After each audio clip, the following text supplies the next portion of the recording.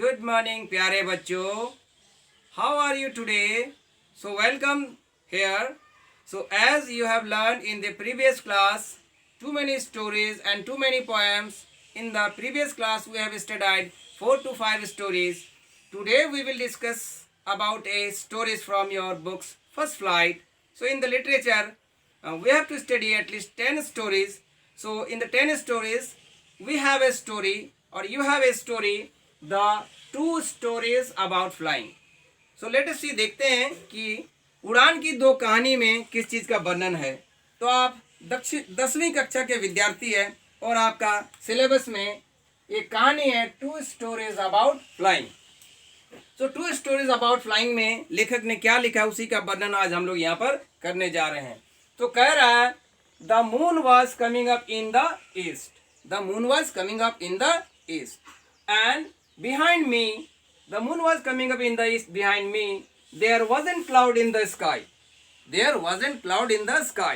So there are 3 things that you have to note down, that you have to keep in your mind. These are very very essential for question in the जब हम लोग आगे बढ़ेंगे तो आपको question समझ में आएगा. तो कह रहा है कि पूर्व में मेरी ओर चंद्रमा दिखाई दे रहा. पूर्व में मेरी ओर चंद्रमा दिखाई दे रहा है और कह रहा है There wasn't cloud in the sky. और आसमान में बादल भी नहीं है. आसमान में बादल नहीं है. और कह रहा The stars were shining in the clear sky. The stars were shining in the clear sky. ठीक है. और कह रहा है कि मेरे ऊपर सितारे भी चमक रहे हैं. सितारे चमक रहे हैं. तो 3 चीज क्या है. एक तो कह रहा है कि चांद मुझे साफ दिखाई दे रहा. चांद दिखाई दे रहा है. The moon was coming up in the east. पूर्व की ओर उसको चांद दिखाई दे रहा है. चांद आता हुआ दिखाई दे रहा है. और दूसरा कह रहा है the stars were shining in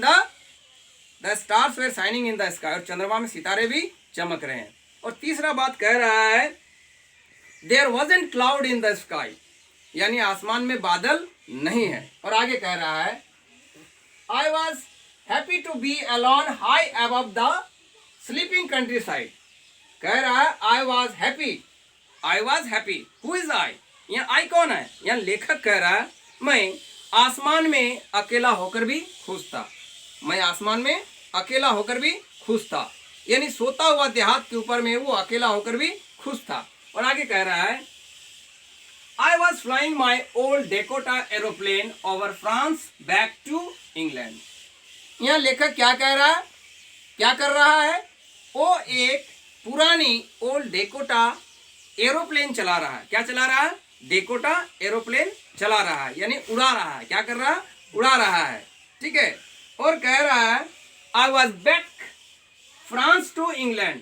I was over France back to England. यानी फ्रांस से वापस इंग्लैंड की ओर जा रहा है. और आगे कह रहा है I was dreaming of my holiday. I was dreaming of my holiday. वो क्या चीज का सपना देख रहा है. वो अपनी छुट्टी का सपना देख रहा है. And looking forward to being with my family. यहाँ पर भी 2 चीजें आपको ध्यान में रखने की चीज है. वो चीज है कि लेखक यहाँ पर अपनी छुट्टी का सपना देख रहा है और दूसरा अपने परिवार के साथ होने का उसको खुश कर रहा है. उसको क्या कर रहा है. प्रसन्न कर रहा है. परिवार के साथ होने के अनुभूति से उसको प्रसन्नता आ रही है. तो कह रहा है I was dreaming of my holiday and looking forward to being with my family. I was looked at my watch. वो क्या कर रहा है. लेखक क्या कर रहा है. अपनी घड़ी पे देख रहा है.